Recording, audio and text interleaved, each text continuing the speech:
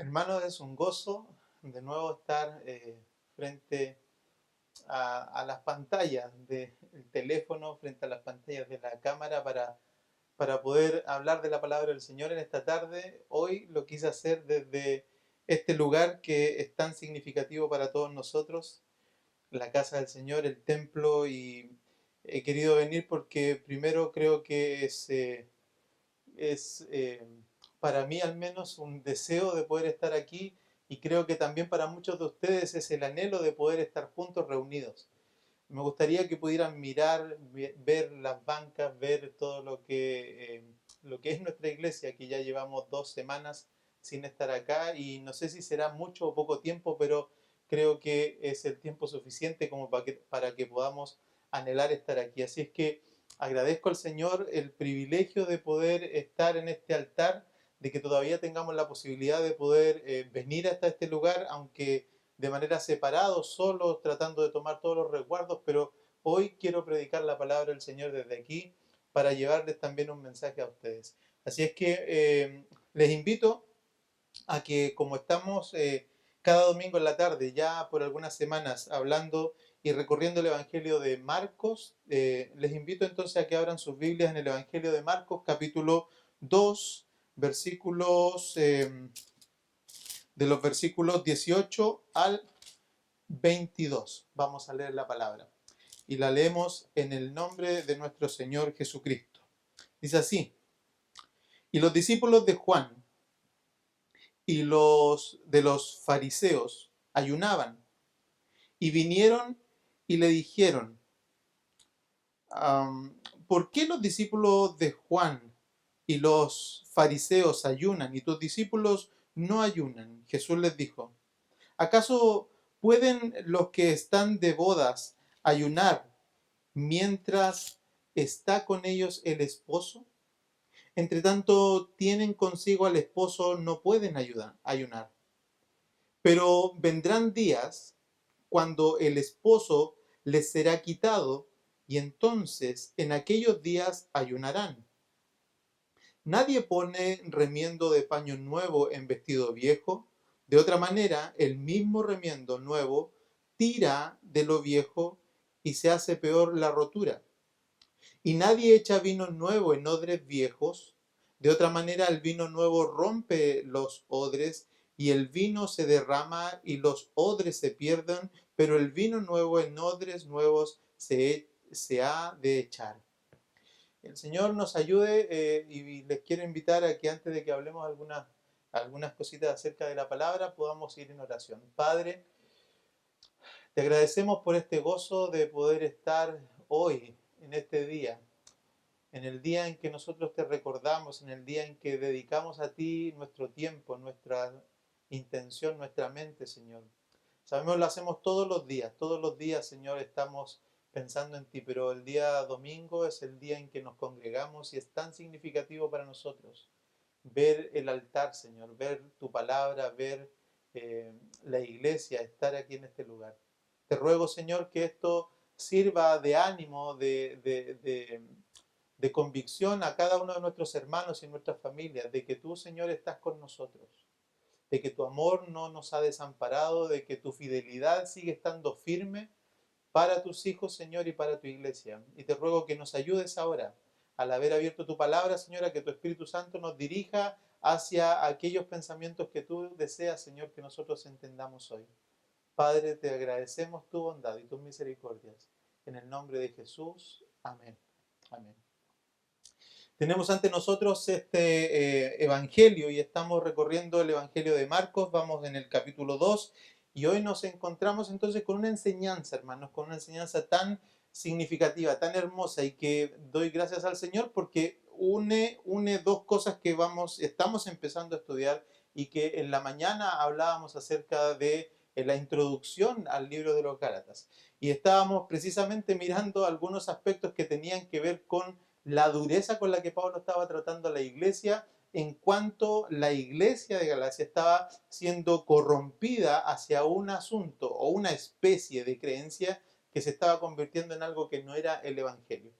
Jesús lo que está haciendo ahora en el evangelio de Marcos es precisamente mostrarnos en este pasaje un asunto al cual a él le llama profundamente la atención y no lo va a dejar pasar, para enseñarles a estas personas, a estos discípulos y a estos fariseos, una cosa que es central, y es que se entienda que el Evangelio debe ser recibido de la manera más pura y debe ser disfrutado de la manera más pura. Hacer que el Evangelio se mezcle con otra cosa es un problema no menor, porque es diluir una verdad pura y fresca que el Señor ha traído para salvar las vidas de los hombres. Así es que en este Evangelio lo que vamos a ver es precisamente eso, y en este pasaje lo que quiero que veamos es algunos puntos que nos muestran eh, esta reflexión que nos ayuda a entender entonces el Evangelio. Pero antes quiero partir con una pequeña historia para que ustedes se den cuenta y también me puedan entender por qué insistimos, porque me han hecho la pregunta de por qué estamos predicando el Evangelio de Marcos y por qué seguimos constantemente predicando el Evangelio de Marcos y no hacemos otro tipo de predicación más acorde a los tiempos, más acorde a las circunstancias. ¿Por qué no hablamos de esperanza? ¿Por qué no hablamos de fe? ¿Por qué no hablamos de volver? ¿Por qué no hablamos de ese tipo de cosas? Y tengo una convicción para ello, pero quiero que me escuchen por favor esta historia, que me acordé de ella porque es una historia que entiendo que es real. Me la contó un amigo, un gran amigo que es dentista, y él me contó una de sus experiencias de un día de consulta. Resulta que él me decía, me contaba que un día estaba él en su consulta y atendiendo a las personas como de costumbre, cuando de repente entra una señora a su consulta, él la sienta como está acostumbrado y la entrevista, como todos los médicos lo hacen con uno cuando uno va, quieren entrevistarnos para poder entender cuál es nuestro problema. Entonces se sienta mi amigo con esta persona y la primera pregunta entonces que le hace, bueno, dice, cuénteme cómo le puedo ayudar. La señora le dice, mire doctor, lo que pasa es que tengo mucho dolor. Ok, le dice el doctor. Ok, le dice mi amigo, eso es normal, me contaba él. Me decía, las personas te dicen cosas ambiguas al principio, entonces lo que hago yo, decía él, es tratar de entender o de identificar cuál es el problema para poder diagnosticar bien y para poder después hacer un tratamiento como corresponde. Entonces él le pregunta algo así como, no sé si esto es textual, pero le pregunta, bueno, pero dígame, ¿dónde tiene? O le comprendo, por favor dígame dónde le duele o cómo, en qué momento le duele. Él me decía que lo que quería entender era si probablemente le dolía por el frío o por el calor, para intentar ubicar alguna cosa que le pudiera doler. Y ella le responde, dice, doctor, me duele cuando leo. Entonces mi amigo se queda mirando un poco desconcertado y me cuenta que dice, pero ¿cómo le duele cuando lee?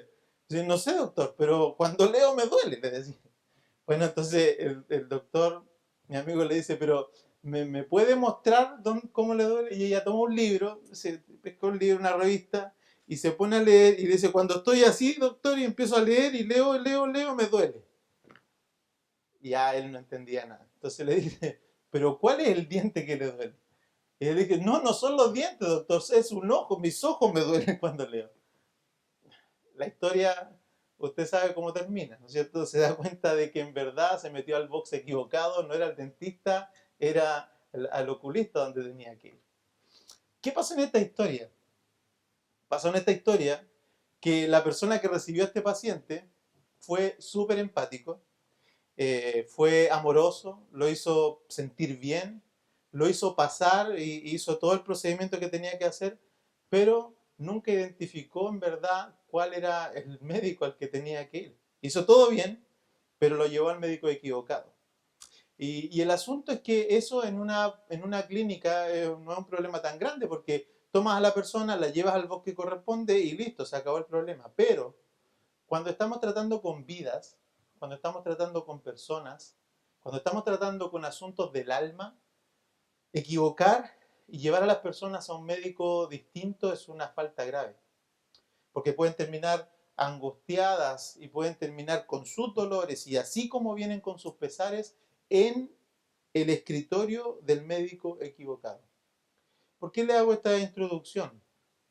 Porque mi tarea como su pastor no es simplemente ser compasivo con el dolor que estamos todos experimentando, ni tampoco ser simplemente un animador en tiempos de incertidumbre, sino que mi tarea como pastor es hacer que todos nosotros podamos comprender el Evangelio de tal manera que nos sirva como una herramienta para atravesar los momentos difíciles que nos muestra la palabra del Señor. Y esto es que en verdad tengo una convicción, queridos hermanos, de que prefiero un enfermo lleno del Espíritu Santo que un sano, vacío, temeroso, sin Cristo y sin esperanza. Es así. Esta es la razón por la que seguimos predicando y hablando del Evangelio. Esta es la razón por la que vamos a insistir en que el Evangelio es la única cosa que nos puede hacer atravesar por tiempos de felicidad sin perdernos, pero también por tiempos de angustia sin desesperanzarnos. Y hoy estamos en medio de eso. Estamos precisamente viviendo un tiempo de incertidumbre donde muchos quisieran que les sanaran el dolor y que lo único que quieren es que alguien les escuche que algo les duele, pero no están atendiendo el dolor principal o la necesidad principal que tienen, que es la de reconciliarse con Dios, la de buscar en el Evangelio y la de estar a cuentas con su Salvador y su Creador. El Evangelio tiene estas necesidades. ¿Por qué? Porque las personas somos frágiles. La Escritura nos muestra ahora un pasaje donde estamos viendo a dos grupos, y fíjense que no son dos grupos cualquiera, ya aquí el asunto está un poco mezclado. Veníamos nosotros simplemente en el contraste o la tensión que Jesús tiene con los fariseos y los escribas y este tipo de personas que se sabía que ya estaban un poco torcidas, pero fíjense que aquí lo que aparece también en la escena son otro tipo de personas que se supone que debían estar un poco más alineados con el Evangelio de Jesucristo. Y estos son los discípulos de Juan el Bautista. Dice el versículo 18 que los discípulos de Juan y los discípulos de los fariseos ayunaban. Hacían bien y vinieron y le dijeron: ¿por qué los discípulos de Juan y los fariseos ayunan y tus discípulos no ayunan? ¿Se dan cuenta que a esta altura ya no es solamente los fariseos, sino que ahora también los que están confundidos con la llegada del Evangelio a sus vidas, ahora también son los discípulos de Juan? El Evangelio de Mateo nos ayuda a nosotros a entender un poco más el énfasis de la problemática que estamos viendo aquí. Cuando nos dice en el versículo 14 del mismo pasaje paralelo de Mateo, dice: entonces vinieron a él los discípulos de Juan diciendo: ¿por qué nosotros, los discípulos de Juan son, nosotros y los fariseos, ayunamos muchas veces y tus discípulos no ayunan, Señor?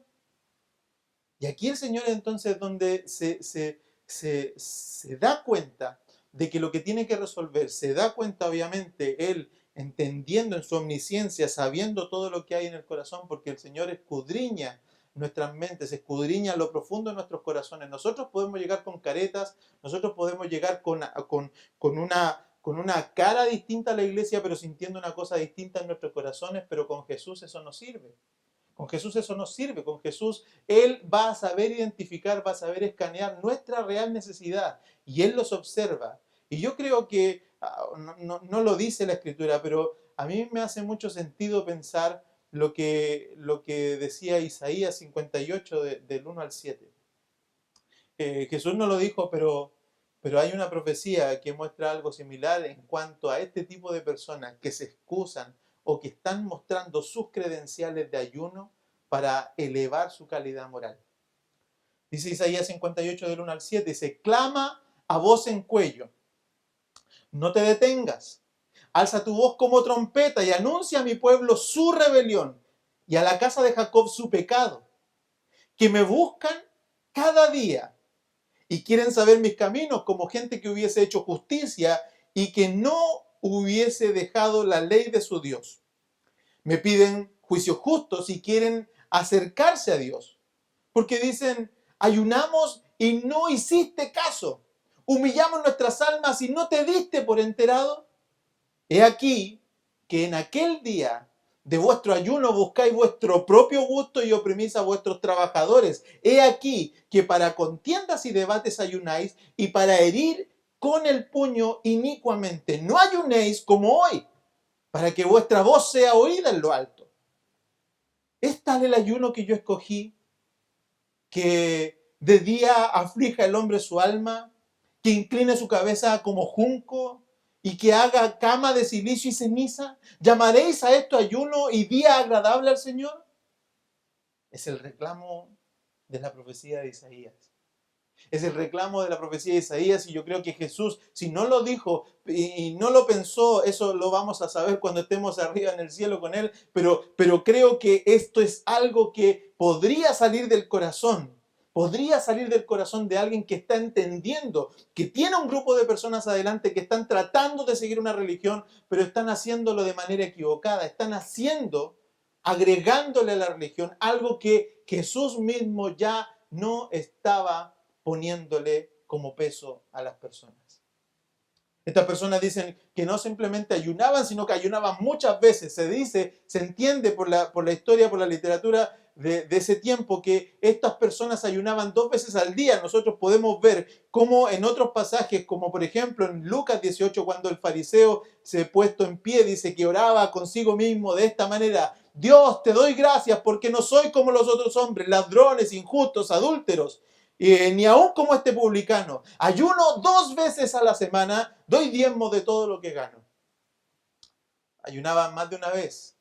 Ayunaban más de lo que incluso pedía la ley.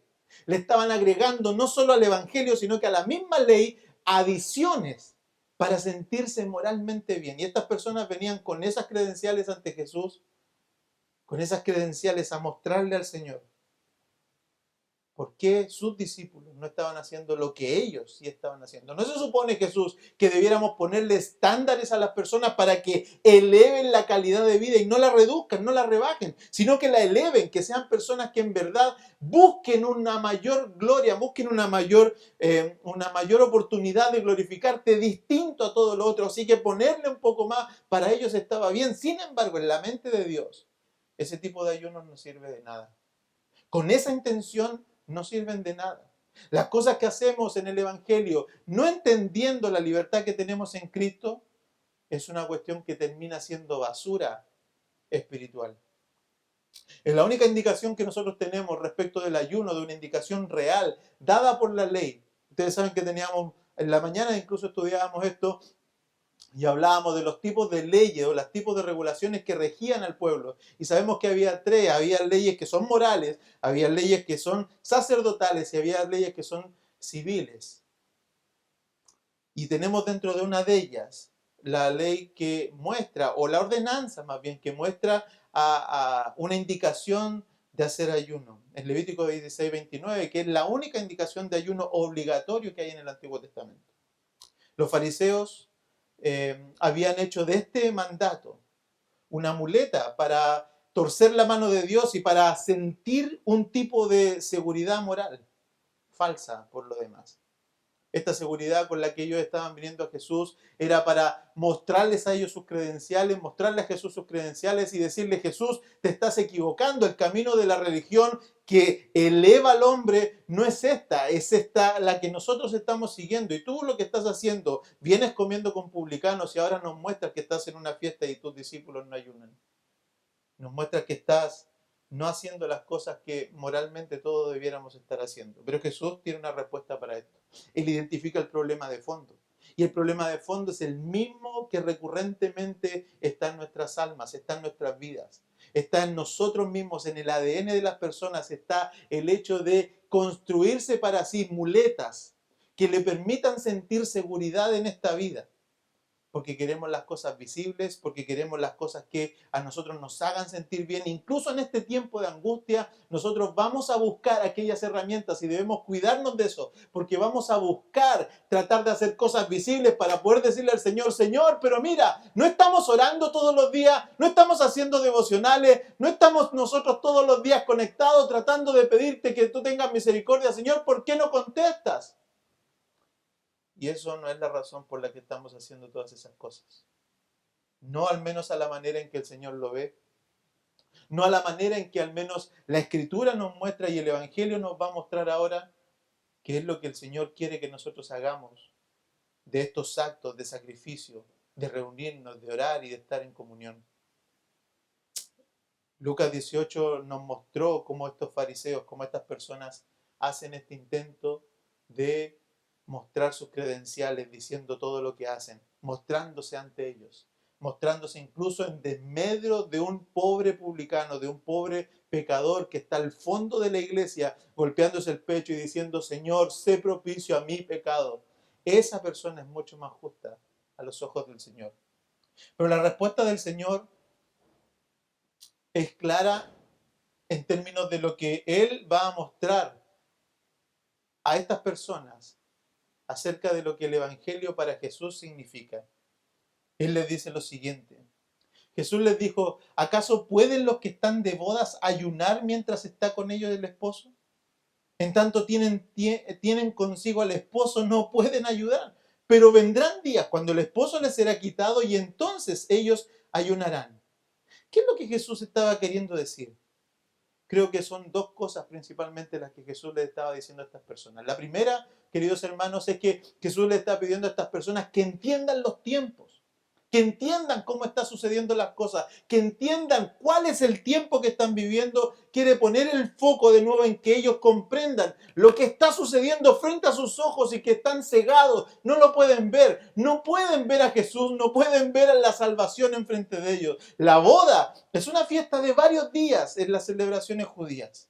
Es ilógico hacer ayuno en ese tiempo. Jesús ha venido, la gracia y la salvación con Él. Vino a darnos vida y vida en abundancia. ¿Quién puede pensar entonces en ayuno? ¿Quién tendría, alguna persona tendría alguna razón para afligirse estando el Salvador con ellos? El ayuno es una práctica válida, pero no como un instrumento, pero como un instrumento de comunión y no como una moneda o un tipo de cambio. Jesús no es un complemento, Jesús lo es todo. Jesús y el Evangelio no son un aliño de otras cosas, es la comida, es el pan. Y esto me hace recordar un templo, un lugar que hay en Santiago que se llama el Templo Bahá'í, que pertenece, por supuesto, a la religión de Bahá'í, a la religión Bahá'í. La religión Bahá'í tiene dos o tres principios fundamentales. Los principios centrales de la fe Bahá'í se resumen en estas tres cosas. Uno es la unidad de Dios. Lo segundo es la unidad de la humanidad. Y la tercera es la unidad de la religión como una serie de revelaciones sucesivas. Eso está en uno de los libros de esta religión. Ustedes se fijan cómo es que los hombres intentan hacer cosas para añadir, intentan configurar sistemas de pensamiento, religiones que les permitan a ellos conciliar todas las cosas. Y de nuevo este intento de los hombres que hoy está muy de moda. Hoy está muy de moda la conciliación, el unirnos, el estar juntos, el no entorpecernos, el no decirle a la otra persona que está equivocada, sino que comprenderla y adaptarnos y amalgamar tu verdad con mi verdad y hagamos una verdad y entonces esa verdad es la que creemos y no nos hacemos daño, sino que somos empáticos. El Evangelio, en alguna medida, hermanos, en alguna medida, no es empático, es exclusivo. El Evangelio es exclusivo. Lo estamos viendo aquí con Jesús y lo estamos viendo también en las mañanas con Gálatas. El Evangelio no da lugar a que yo amalgame dos cosas que no pueden pegarse. Jesús es el Evangelio, Jesús es todo. Jesús no está buscando que nosotros añadamos a Jesús a nuestro sistema de pensamiento para complementarlo. Jesús no vino a reparar cosas, Jesús vino a hacer las cosas de nuevo. Y estas personas nos están dando cuenta, y muchas personas hoy en día, entre nosotros, no se están dando cuenta del mismo error, de que Jesús no vino simplemente a hacer un condimento más de tu vida para darle sabor, para que ahora tú puedas decir: ah, estoy feliz porque además tengo el sabor a evangélico. No, hermano, te estás equivocando. Si tu vida no está cambiando, no se está amoldando a Jesús, tu vida va al fracaso. Y eso es algo más necesario. Eso es algo tan necesario en este tiempo, eso es algo tan necesario de comprender, que nosotros debemos saber que si no estamos convirtiéndonos a Jesús, no nos estamos acercando al reino de los cielos. Jesús no es un complemento, Él lo es todo. Jesús no es un camino, es el camino. Jesús no es una verdad, es la verdad. Y Jesús no es una vida, Él es la vida. Jesús, hermanos, en este sentido, insisto, no es un complemento, pero tampoco, no es un complemento, perdón, de las religiones, pero tampoco es un complemento de nuestras tradiciones. Jesús no es un complemento de nuestras religiones, pero tampoco es un complemento de nuestras tradiciones. Ninguna imposición humana puede esclavizar a las personas a una iglesia, ni promover estabilidad espiritual por medio de los reglamentos, costumbres o normas. El Evangelio es claro en cuanto a la salvación. Solo la fe, solo la gracia, solo la Escritura y solo su verdad pueden dar libertad, paz y gozo al pecador, queridos. No te engañes. Si algo estás haciendo en tu vida, en tu caminar como evangélico, que no está ligado a la verdad que Jesucristo está mostrando en este pasaje, entonces estamos haciendo mal. ¿Estoy desestimando con esto las disciplinas de nuestra iglesia? Creo que no, en ninguna manera. Las disciplinas de nuestra iglesia han sido diseñadas como una especie de ayos, como ayudas,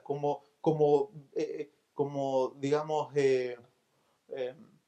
como banderas que nos ayudan a mirar el camino. ¿Para qué? Para orientar nuestra vida de santificación. Todas las disciplinas de nuestra iglesia tienen esa orientación.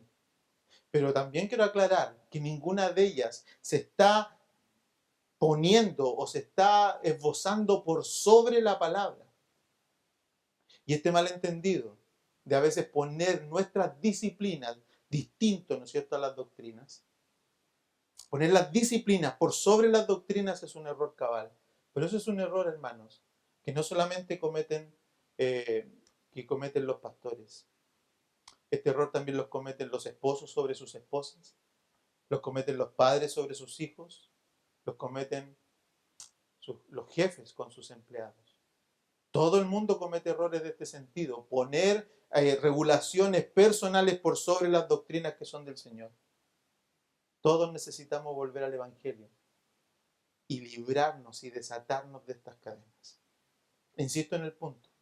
El punto de la respuesta de Jesús es una cuestión de orden posicional. La aflicción del cuerpo a través del ayuno debe ser usado como un instrumento de devoción. Jesús no desestimó el ayuno. Él dijo, ahora no es necesario que ayunen. Va a llegar un momento en que sí va a ser necesario que se retraigan, que se abstengan, que busquen mi rostro en oración y en ayuno.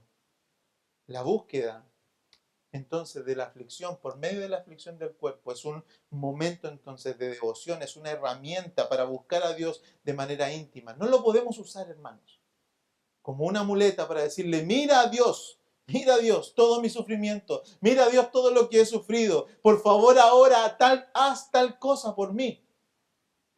¿Sabe lo que es eso? Eso es mostrarle al Señor trapos de inmundicia. Y nosotros no estamos aquí para eso. Nosotros estamos aquí para adorar a Dios. Terminemos esta breve reflexión con algunos comentarios más de la segunda parte de este texto. Y solamente me voy a concentrar en una palabra que creo que resalta dos cosas en este texto. Vamos a hacerle un poco de zoom al asunto del legalismo. Dice,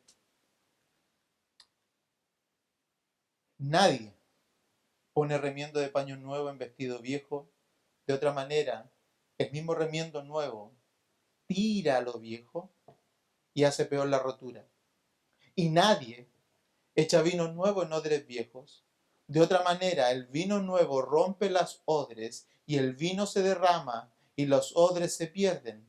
Pero el vino nuevo en odres nuevas se ha de echar. El Señor está mostrando entonces, está haciendo un llamado, hermanos, con dos versículos, dos cosas que son dos ilustraciones, son dos formas del Señor de explicarnos fácilmente una verdad profunda. Y es que el Evangelio, la gracia nueva, no puede ser de nuevo un parche a una vieja manera de vivir, pero tampoco una gracia nueva, un vino nuevo, no puede ser puesto o depositado en una vida vieja, porque ambas cosas no resultan, porque ambas cosas no van a hacer que nuestra vida tenga paz, que nuestra vida tenga esperanza, que nuestra vida tenga gozo, que nuestra vida sea grata a la presencia del Señor. Nadie nos muestra entonces un llamado a la sensatez que debiera ser suficiente para entender que el Evangelio no puede convivir con nuestro ideal de vida.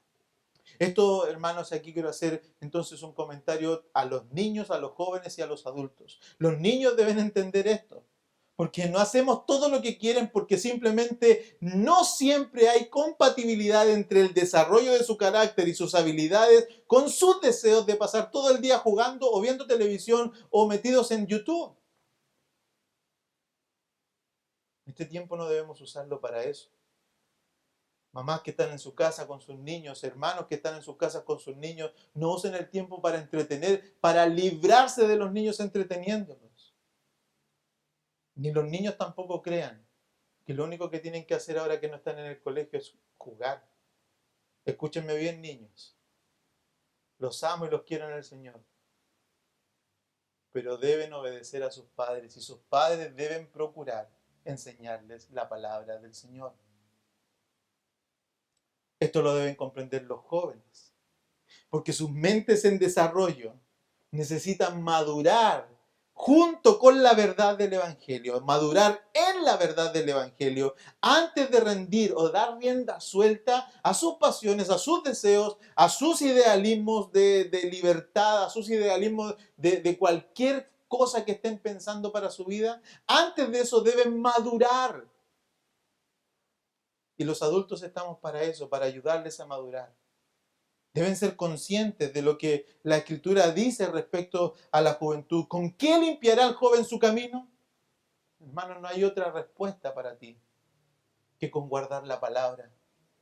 Así que tu mayor deseo debiera ser, si quieres ser sensato en esta vida, si quieres ser sabio, déjate guiar. Había un antiguo corito que nuestro obispo cantaba que decía, aleluya al Cordero, déjate guiar y entrarás al cielo. Joven, el Evangelio también es una necesidad para ti. Esto lo debemos entonces también redescubrir los adultos. Yo creo que aquí es donde nosotros necesitamos mucha ayuda del Señor. Esto debemos redescubrirlo los adultos porque hemos reducido algunos de nosotros el Evangelio a un decálogo de cosas que sí se pueden hacer y no se pueden hacer. Hemos convertido el Evangelio en una jaula y el evangelismo en una casa, en una cacería. Hemos convertido el Evangelio en una jaula para muchas personas. Los tomamos, los evangelizamos, los traemos a la iglesia y le decimos, mira, de ahora en adelante lo que tienes que hacer es esto. Cámbiate aquí, haz esto, compórtate de esta manera, líbrate de eso, saca eso, no hagas más eso, no hagas más esto otro, límpiate de acá. Cuando todas esas cosas son ciertas, pero son ciertas después de la comprensión que el Espíritu Santo da como convicción a una vida arrepentida. Y por tanto empieza un camino de santificación. No nos sabemos relacionar con quienes no conocen nuestra fe. No dejamos a nuestros jóvenes pensar. No hemos dejado de hacer esfuerzos y no nos hemos conformado. Nos hemos conformado con lo que hacemos. Y para sentir que estamos en la fe, simplemente hacemos más veces lo que hacemos habitualmente. Esta es la manera en que muchas personas profesan su fe. Para sentir que están más bien espiritualmente, no oran una vez, sino que oran 3 veces. Oran 5 veces. Para saber que están bien en la fe, entonces hacen ayunos 3, 4, 5 veces al mes. Para sentir que están en la fe, no se quieren perder un culto. Mi pregunta es, ahora que no nos podemos reunir, ¿cómo estás supliendo esa necesidad? ¿Cómo estás supliendo la necesidad de sentirte bien espiritualmente cuando basaste tu fe, tu fundamento en vivir y estar en la iglesia?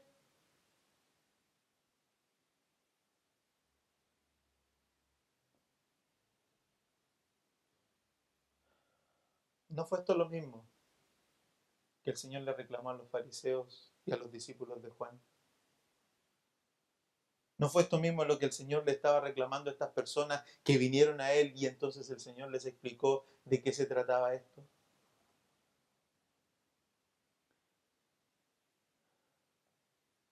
Termino estas palabras con la claridad que Pablo más tarde le daría también a la iglesia de los Gálatas, hermanos, en Gálatas 5:13. Porque vosotros, hermanos, a libertad fuisteis llamados. Solamente que no uséis la libertad como ocasión de la carne, sino servíos por amor los unos a los otros. Se repite una y otra vez el llamado del Señor, el resumen de su ley. Ama a Dios con todo tu corazón y ama a tu prójimo como a ti mismo. Satanás y nuestra carne, hermanos, son engañadores por naturaleza. Son engañadores y son audaces, son viles, son despiadados, a tal punto que ellos, para hacernos sentir que estamos bien en la fe, son capaces de darnos a nosotros lo mejor del legalismo, para hacernos sentir bien. Satanás es capaz de engañarte para torcerte de la fe verdadera en el Evangelio.